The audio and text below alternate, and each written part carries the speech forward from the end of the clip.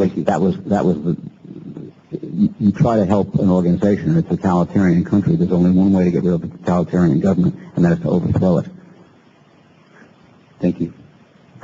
Dr. Morrison. Ashraf is probably the safest place for them right now. They're very close to Balad or Camp Anaconda, which is one of the largest U.S. bases in Iraq. They're very close to Baghdad, relatively close to Baghdad. It's an area that is very scrutinized. So to move them anywhere else within Iraq would just, it would certainly be less safe and more dangerous.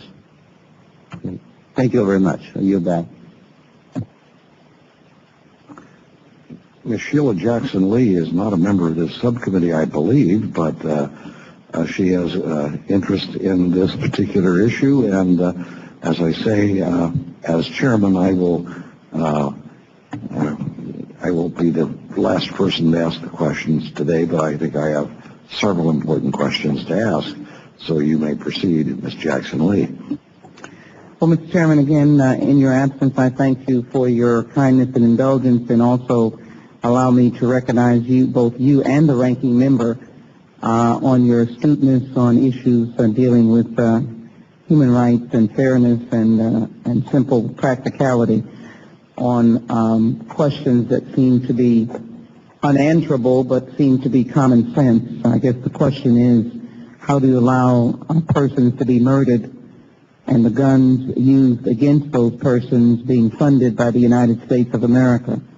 It continues to baffle me. Before you came into the room, and as I acknowledge, again, Mr. Carnahan and my colleague, Mr. Filner, we have both experienced over the years enough indictment for our concern about the individuals who are in a membership by the name of the MEK, but more importantly, the brutality against fellow human beings.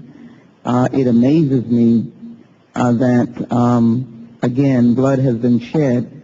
Treasure of the United States has died in Iraq so that Iraqis might live free and might have the blessings of democracy and choice of that democracy, and yet we are covered with the blood of others at the hands of, as we have come to understand, the allegations of Iraqi soldiers. Judge McKenzie, help me with, you have 7 pages that I will read more extensively. Would you help me with laws that you say that we are not enforcing?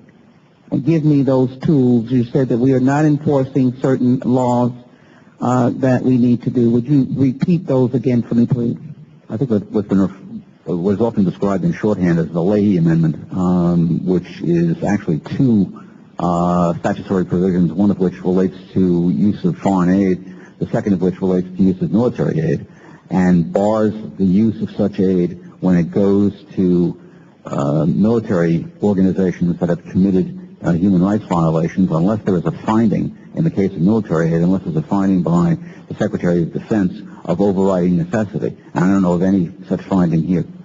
So the Leahy Amendment it seems to me, right on the nose. I think Senator Leahy, the author of that. I have not looked at your bio, so I cannot say in certainty whether you were in the military or not in the military, but I know that you've been both a outstanding jurist and the Attorney General. Would you suggest that the actions of this past